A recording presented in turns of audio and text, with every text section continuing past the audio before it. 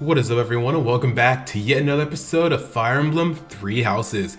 In the last episode, we had finally hit the time skip. So now we are 5 years forward now, in the Guardian Moon. We're going to start it off by doing our supports, because we have tons of supports to do that we can do currently. So let's go ahead and do them. So we can do the one with Lorenz right now, so let's go ahead and do that. Find out what Lorenz has to say. Well met, Professor. I trust that you have not had any complaints about me lately. I haven't. Should I be worried? Do you find it concerning that I've ceased making advances toward the ladies? I've decided that it would be inappropriate for me to continue my search for a spouse while we are at war. Give me a second, I my expect that means you will not be receiving any more complaints. I hope that puts you more at ease. Okay, sorry about that. The introspection I've gained setting aside my search has motivated me to amend my conduct. Embarrassed by past behavior, finally admitting your conduct was a problem. Not the phrasing I choose, but you're not wrong. Selfishly pursuing my own desires caused me to behave inconsiderately. For instance, it was arrogant and rude to invite ladies to dine with me purely to evaluate them. Our experiences in battle have also given me cause to doubt certain preconceptions. If you hear anything in the background, that's just my cat. So I have to say this every episode.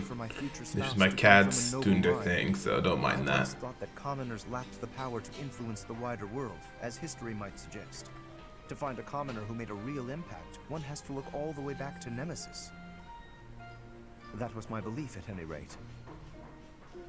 But I realized that I've actually had an influential commoner right in front of me all along. Who? Don't you see? I'm referring to you. You may wield the power of a crest, but you are so much more than just that. You have managed to charm everyone around you, to compel them to trust and follow you. Though you may not realize it, that is no mean feat. It is altering the course of history in Fodlan. Your example puts my prior beliefs to shame. Your beliefs aren't completely wrong. I appreciate the kind words. I have always sought to embody the ideal of nobility. That, at least, is a goal I continue to stand by.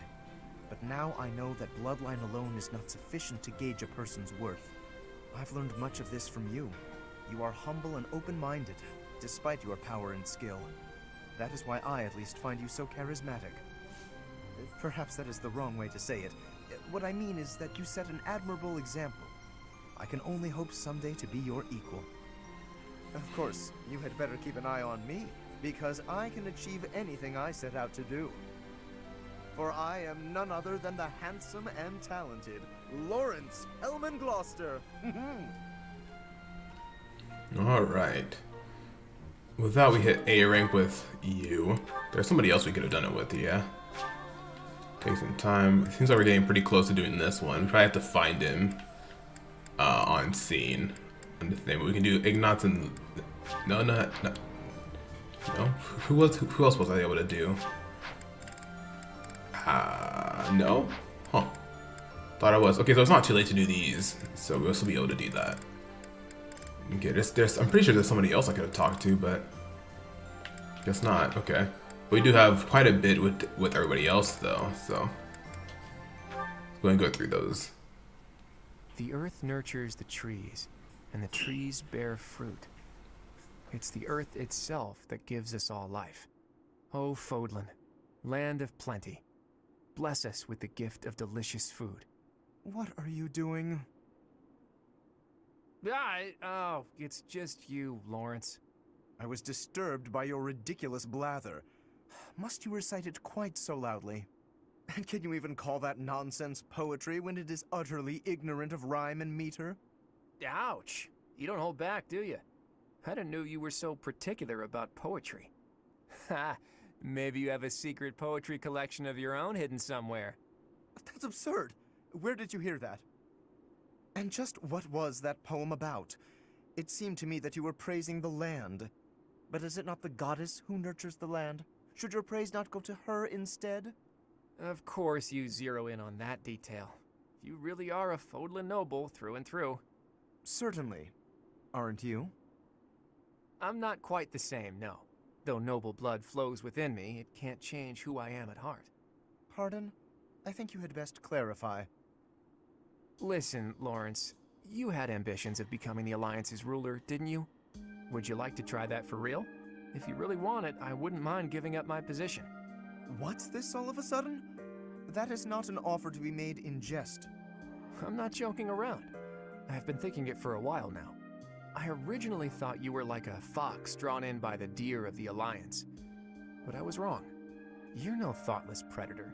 You're trying to properly train the deer around you. Isn't that right?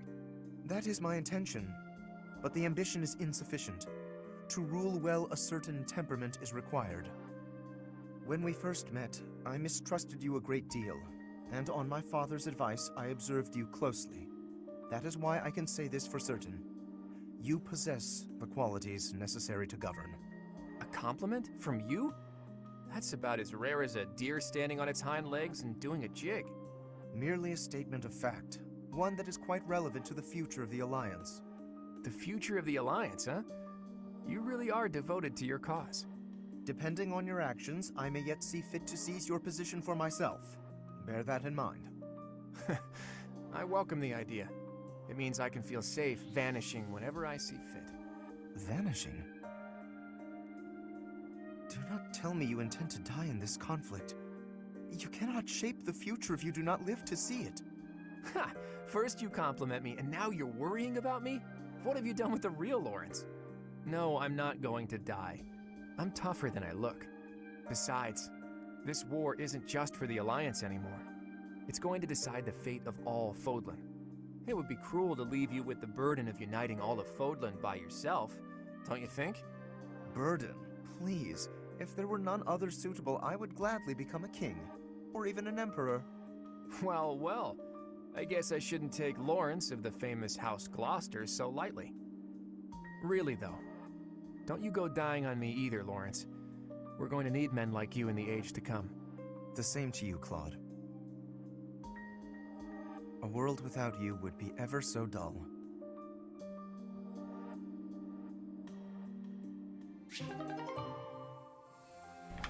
Alright, with that, Claude and Lorenz are now at A. Now we got Claude and Cynthia. We have quite a bit to go through today. Strategically speaking, if I poised an archer to lie in wait here, and then lured the enemy in over here... Lysithia, are you up late studying again? I am, but I don't see how it's any of your business. Look, you don't need to work yourself so hard. You're already as skilled as they come. There aren't many people out there who can match you. Everyone knows that. I apologize for my sharpness. I just feel pressured. Why would you, of all people, feel pressured? I place a lot of personal pressure on myself. I need to become as strong as possible to put my parents at ease. When I met with Count Ordelia before, he said you were his pride and joy. But he also said his only concern was that you might be pushing yourself too hard. If you really want to make your parents happy, surely you should start by taking care of yourself. That's true. Then it's settled. Get some rest. Save your energy for tomorrow's battle. You really are very mature, Claude, despite the impression you give off. And I clearly have plenty of growing to do. I probably don't have much room to come down on you for harping on me. Oh, really? Does that mean you won't get mad if I treat you like a child from now on?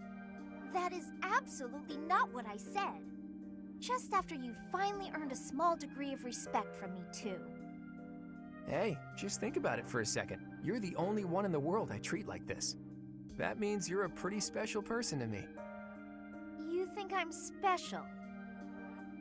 Take it however you like. Or maybe the thought is too much for a kiddo like you. How dare you! Yeah, don't do anything you might regret. I don't want to be turned to dust. I'm feeling generous, so I'll let you off easy this one time. Well, that's good of you. All joking aside, go get yourself some shut-eye, okay? After all, if you don't hurry up, the boogeyman might come out and eat you! All right, buddy, you asked for it!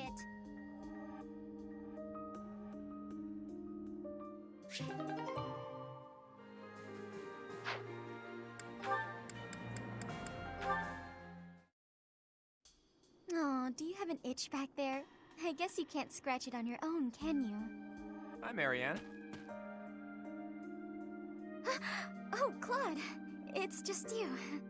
Sorry, I know you're in the middle of an important discussion with Dorte, but could I talk to you? About what? It's about this thing you think you're burdened with. I've tried to guess what it is. Please don't. This is making me a little uncomfortable.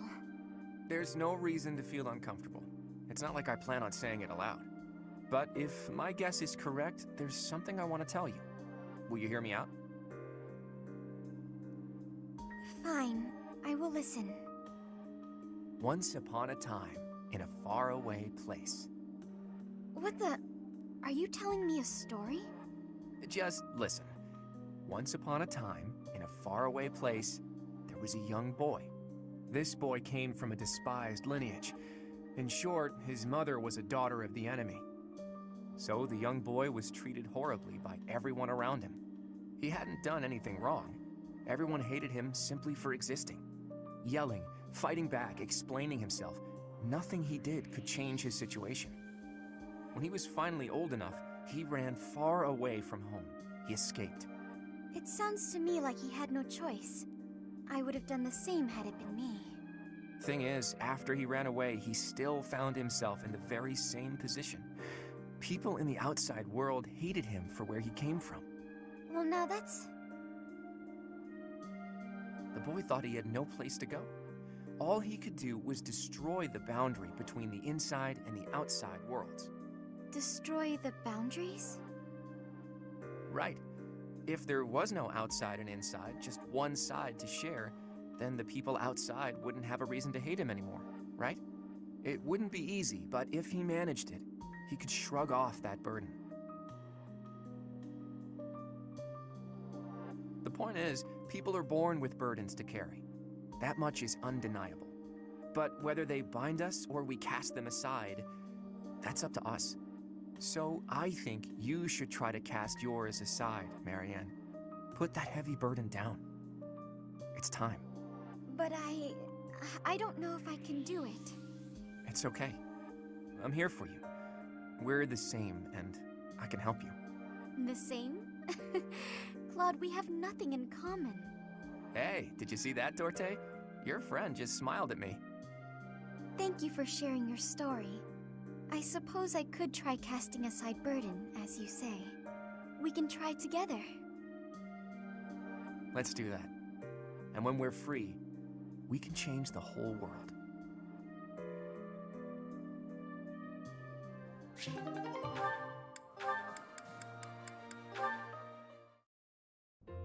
I feel like I'm drowning in responsibilities. Claude, take my mind off it all. Regale me with another of your weird childhood stories. Okay, then. How about an old story from a foreign land that my dad told me when I was a kid? Once upon a time, there was a white camel that got separated from his herd.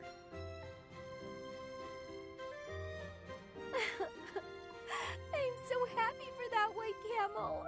I really thought he was gonna die. Was that story really worth bawling your eyes out over? It was wonderful. Don't you know how moving that story is? You know, I never thought much of it until today. But seeing you bawling like that, I do appreciate it a little more now. What's that mean? Well, you're always fake crying, aren't you? Getting all misty-eyed to make people think you're a delicate flower? What? You're awful. I only cry when I'm sad. Claim what you like, but I can spot real tears from fake tears any day of the week. Fess up. If you understand me so well, maybe it's because you're no different. How's that? When you smile or laugh, it's not sincere. I can tell. I've only seen you genuinely smile a handful of times. Like when you're talking to the professor. Wow, good one, Hilda. You hit me right in the gut. I guess you're right.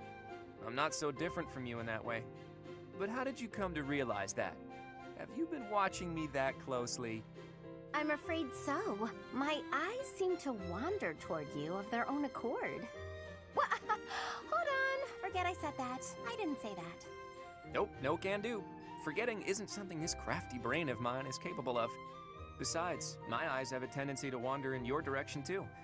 How else do you think I found out about your fake crying? Huh? What are you getting at? Say, Hilda, once everything's settled down, do you want to come meet my parents? I mean, don't get the wrong idea, you just seem interested in my family. Besides, you've opened up to me quite a bit, but I still haven't let you in on my own secrets. If you meet my parents, I think you'll understand, though it might come as a bit of a surprise. Your family? I'd be lying if I said I wasn't curious. Well then, if neither of us changes our minds before the opportunity presents itself, let's agree to go visit my home together. Although, if it's a long journey, my brother might not be too happy. True, that might be a tough nut to crack.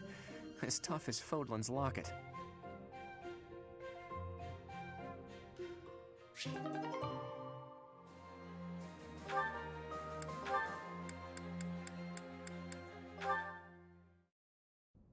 Well, we've got another battle coming up. What do you think of our chances? Winning is always the goal. At any rate, I've done everything I can to prepare. That's the right attitude. I'm sure they're doing all they can on their side, too. I don't doubt it, but however strong they are, it's no more than a Fodlan concern. Who knows how far this world extends beyond the boundaries of Fodlan? Talk of strength or weakness doesn't amount to much when it's only in relation to a tiny corner of the world. Guess you're right. Thinking about it like that, even this war seems like a storm in a teacup. Exactly. It's nothing more than an internal quarrel amongst the people of Fodlan. Typical laid-back Claude. I always like talking to you. Your perspective on the world is so refreshing. Things I thought were obvious turn out not to be. The way you think, that changes the way you see things. Common sense never tells the whole story. It's similar to what we were talking about before, about how you need to doubt yourself first. True enough, but where did you get these ideas? That perspective of looking past the walls of Fodlan, when it's all we can see in front of us. Do you really want to know? I do. But I'm afraid now isn't the time. When this war is won, I'll tell you all about it. It'll be easier for me to show you than to tell you. Show me. Are we going somewhere? It's quite a distance. You'll start to appreciate how big the world is if you go. Sounds eye-opening. I'll look forward to it. Can we call it a promise? Yes, it's a promise. But first, let's win this war and leave it far behind us.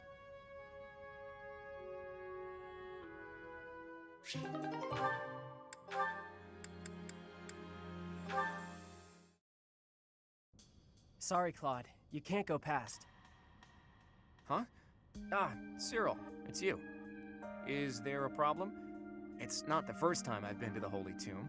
Rhea herself took me there once. Besides, the inside's been scoured by the Imperial Army. There's nothing left there now. Don't matter. Lady Rhea said nobody could go in, so I can't let you through. I gotta do what Lady Rhea says. You wanna break them rules? Then you'll be her enemy. If you're trying to do that, I'll have to fight you. Fine, I get it.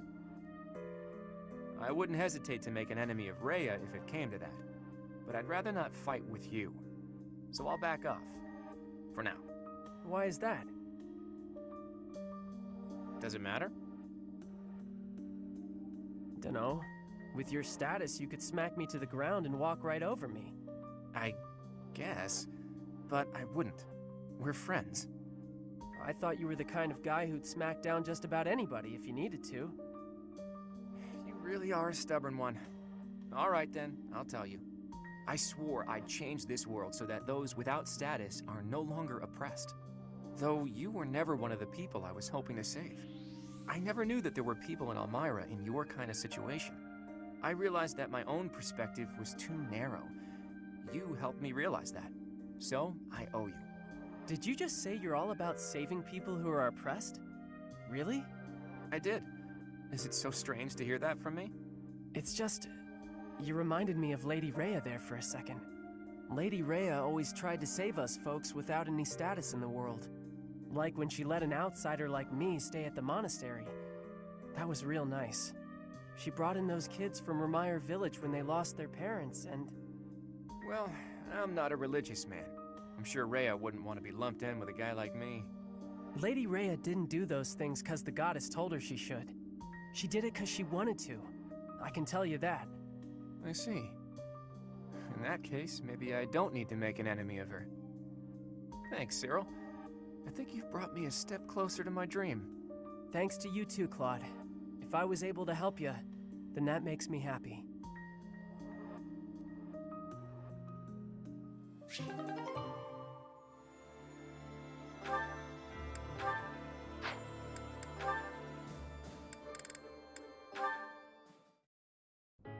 Ah, Marianne, I've been meaning to thank you. The books that you lent me have proved most fascinating. Would you permit me to offer you tea as a token of my gratitude? I'm a little busy right now. Maybe later tonight? Of course. I will look forward to it.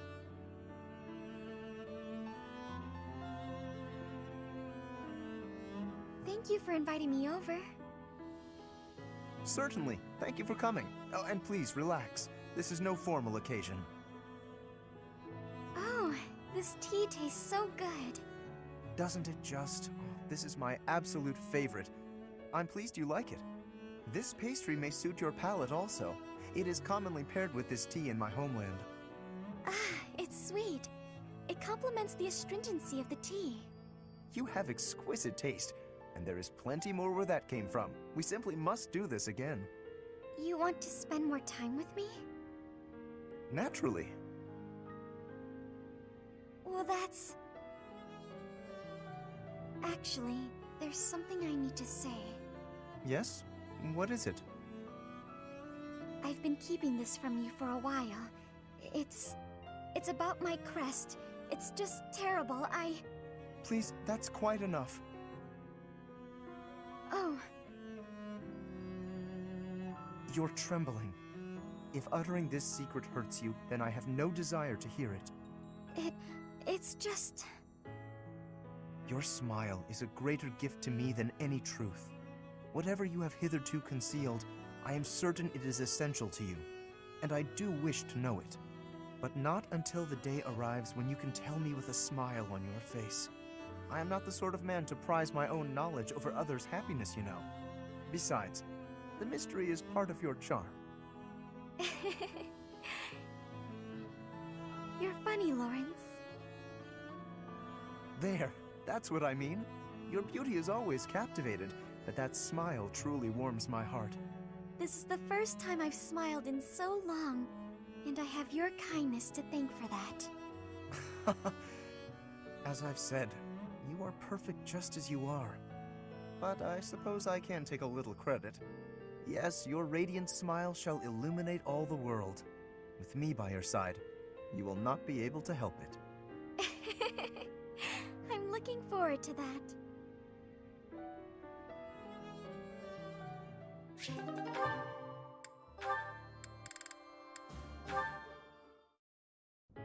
Lawrence, look!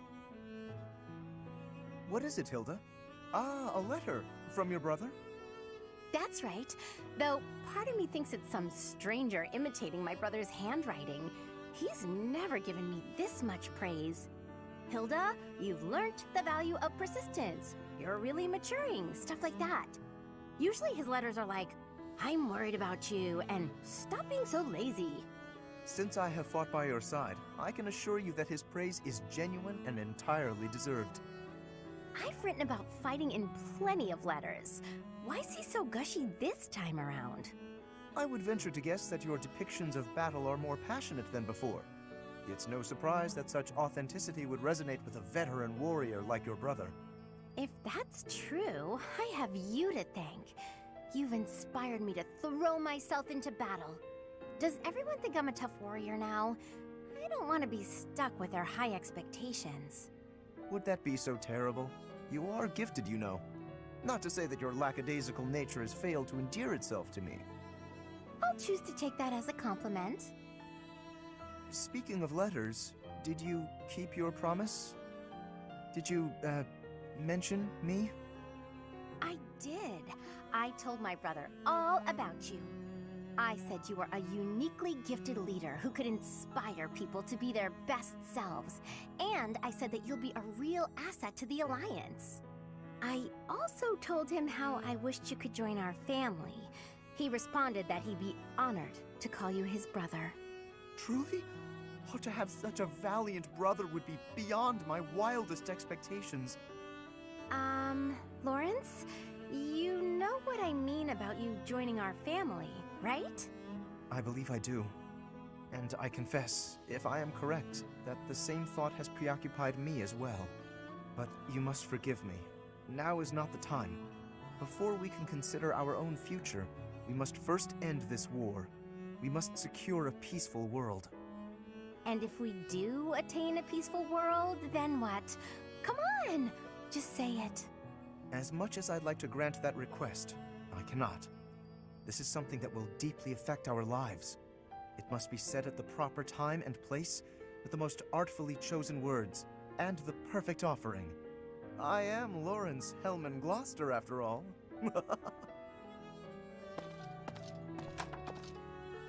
I'm not usually one for waiting around, but maybe I'll make an exception in his case.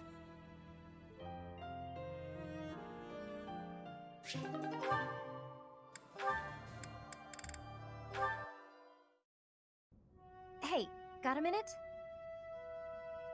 Ah, Leone, are we to sharpen swords again? No, I came to give you this handkerchief back. Sorry, I know I held on to it for a while. You lent me this, remember? I recall giving it to you. It is a noble's duty to give to the common folk. In return, the commoner need only pay respect. That's nice. You left out the part where the nobles take all the stuff the regular folks make? Yes, the common folk give the fruits of their labor, willingly, I might add, as a token of that respect. The head of Saan village offers his tribute in exactly that spirit, you know. Saan? That's my village. You knew? Of course. We granted exclusive hunting rights to Saan and forbade outsiders from poaching. In fact, when we received complaints about just that, we hired mercenaries to deal with the issue. So that's what brought Gerald. What was that? Nothing. Look, just take the handkerchief. I'm returning something I borrowed from a friend. Very well. As your friend, I will accept it. You know, I really wish you wouldn't think of nobles as always giving and commoners as only receiving. Friends help each other, without thinking about status. And that help goes both ways. Quite so. And when I require the aid of a friend, I assure you I will happily recognize it. But only with friends. In the main, I must continue to refuse assistance from the common folk. For a noble to accept would be disgraceful. Huh. I always thought he was just stuck up. Turns out, he just has this grand idea of nobility he's trying to live up to. Oh no! I didn't even give him the handkerchief!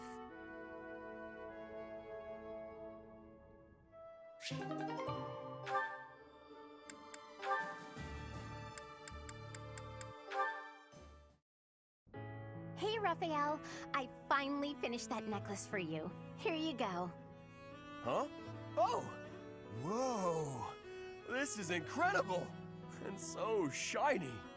You're like an artist, Hilda. How'd you do this?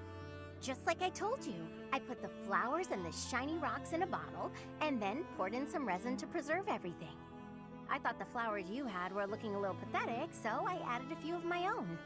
It was hard work, making sure the flowers and the stones were spread evenly, getting rid of the air bubbles. What's this?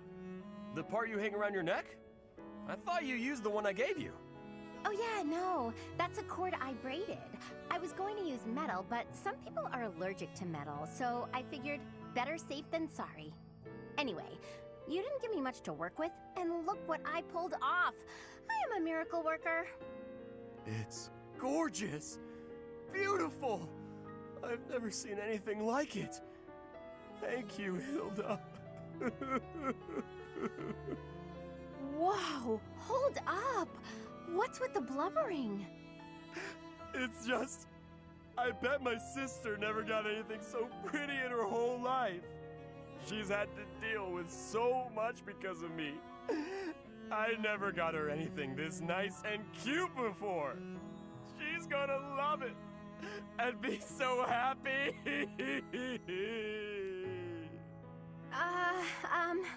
Okay. Yes, okay, that's enough. Come on, you're embarrassing me here. If you're really that happy, I'm glad I put some effort into something for once. Don't you always put effort into things? That's sweet of you, but no, I don't want to put in effort and then disappoint people. It's dispiriting, not to mention tiring. But what if they're not disappointed? Then they'd feel great, and you'd feel great too. Yeah, you have a point there. I guess I'm realizing that now. You know, thanks to you, I'm starting to see things from my brother's perspective. What do you mean? Do you have a big bro too? I do. I've always thought of him as an overprotective nuisance, but now I feel thankful. Looking at you, I couldn't help but think, sometimes big brothers are okay. I didn't do anything special though. It's natural for a big bro to look after his little sis. Oh, that reminds me. I still haven't found anything special enough to repay you for the necklace. I got an idea though. How about I help you make a tough-looking necklace for your big bro? No need. I have a better idea. When the wars simmer down, why don't you and your sister come visit me? Really? That's it? Yeah, I want to make sure it suits her. And then I can adjust the cord if I need to. Of course we'll come visit. I told my sis all about you, and she already wants to meet you. Well, good. I look forward to it. In the meantime, hold me close to your heart. What? That's what the necklace would say if it could talk. Hold me close to your heart.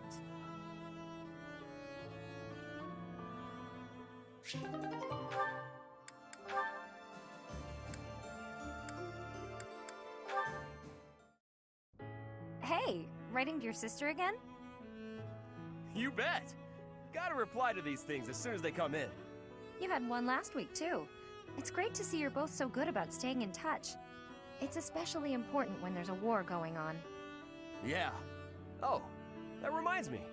My sister wrote to say how much she loved the painting supplies you sent. Good. I'm glad gathering those pigments paid off. You even made her a brush. I really appreciate you doing all that for her. I was fascinated with painting at that age. I was a pretty artistic kid, if you can believe it. Not a lot of time for it when you're hungry, though. Sounds like you had a pretty tough time growing up, too, huh? I guess so. We never thought of it that way. But it's true the children in my village don't usually get to choose their futures. Any one of us could have had the talent for artistic genius and never even noticed. I was one of the lucky ones. I only got to follow my passion thanks to my father and all the other folks. That's why, once I come into my own, the first thing I'll do is head back there and help the other kids. Oh, wow. It's like all the kids in your village are counting on you. No need to exaggerate it. Besides, it's not like I'm unique. You're working hard for your sister's future, aren't you? Yeah. It's like me and you are both carrying big weights. We should try sharing the weight with each other. You know, lighten both of our loads. Huh? If we share our problems, then we only gotta carry half the weight, right? It works out for everybody. It's probably a good thing you didn't try to take on your family's business. If you take half of my burden and I take half of yours, the total's still the same. Nah, that doesn't sound right. Everything's lighter when you don't gotta carry it alone.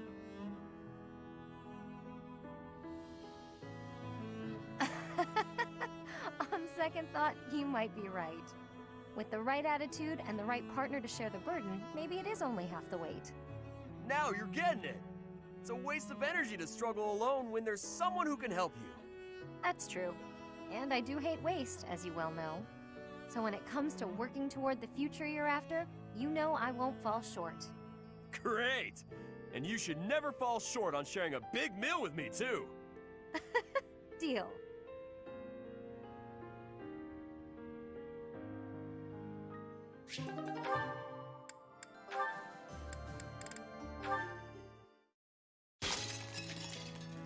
Oof. Capsized the teapot. Tea leaves on the carpet. This'll be fun to clean up. Hey, Hilda. Is something wrong? Ignatz. I accidentally knocked over my teapot. I'd drunk all the tea already, thank the goddess, but the tea leaves went right into the carpet. Oh, that's a mess. Here, let me help. I can leave stains if you're not careful. But don't you have somewhere to be? Oh no, don't worry. I'm on a break. What's that in your hands? Oh, painting supplies. You were gonna go do some painting, weren't you? Ah, yes. The weather's quite splendid, and I found a place where some gorgeous flowers are blooming. But the flowers aren't going anywhere this second. Let's clean this up. Okay. Thanks, Ignatz, and sorry to keep you away from your painting. That's okay. It didn't stain at least. We picked all the leaves out of the carpet. Still going painting? Or is it too late in the day? No, I think time-wise it'll be fine. If you're not doing anything, Hilda, would you care to join me? I'm sorry, I didn't mean to make you uncomfortable. Forget what I said. I'm sure you're busy anyway. You didn't let me say anything. Well, no, but you didn't reply, so I thought you didn't want to. I never said I didn't want to. I was just surprised. I'd love to see those pretty flowers you mentioned. I'm glad you invited me. Oh, that's good. Wait, you're glad? Of course I am. I like being invited to things, silly. Right, of course. It's affirming. Yeah, exactly. See? You get it. So there's no need to worry that an invitation is burdening someone. It feels good to be asked. Of course. Well then, in addition to seeing the flowers with me, would you like to help with my painting? I wouldn't want to screw up your opus. I'm not much of a painter. No, I meant that I'd like to paint you. The flowers all around you. Oh, that's too much, isn't it? Forget I said anything.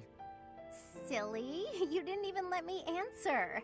But you're right, I'm not up for that. I'm sorry, I'm not up for that, unless your painting of me will look really, really cute. Can you make that happen? Huh? Yes, of course. I'll paint you cute as a button. Good. Shouldn't be too hard. I can feel a very cute smile coming on.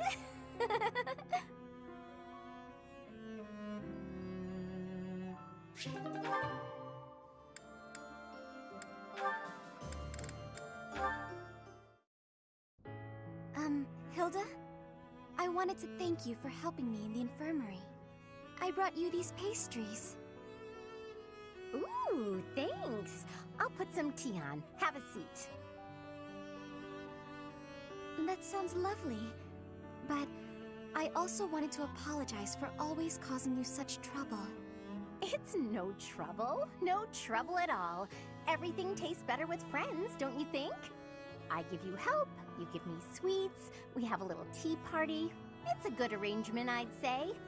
I'm used to it now, so if it changed suddenly, I would feel disoriented. I suppose if you're enjoying yourself, then it can't be that bad. Sure, you don't seem to mind listening while I gab, so I'm enjoying myself plenty. But do let me know if I'm too boring. No, you're not boring at all. In fact, you're, very good at talking. You're also good with your hands. You can clean and organize better than almost anyone. I envy you. Oh, stop. I'm blushing. I'm not as great as all that. We're both a lot different on the inside than we look on the outside, don't you think? How do you mean? People who see you think you're so proper, but you're actually clumsy. That's why I help you, because there are some things you just can't do. I'm sorry you always have to clean up after me. I didn't say I hated it. In fact, you've taught me a few new techniques I can use to persuade people. Maybe I'll start imitating you a little bit. I'll do the Marianne. That sheepish, sorry, and those quavering downcast eyes. But that might not work as well for me. People would probably assume that I'd hit my head. Oh, well... Aw, Marianne laughing at me. So rude and yet so adorable. I'm so sorry. I just can't help it. When I imagine you doing those things, I... Yeah. It's rather un-Hilda-like, I'll admit. Okay, that's enough laughing. I'm so sorry. Hey, are you alright? That tea's hot, Marianne. Be careful. Yes. Oh, ouch, hot. Come on, what did I just say? I know, I'm sorry. Ow, hot. Oh boy, a real steady hand, that Marianne. It's nice to see her laugh. Sure, she was laughing at me, but how can I get mad when she looks so dang cute?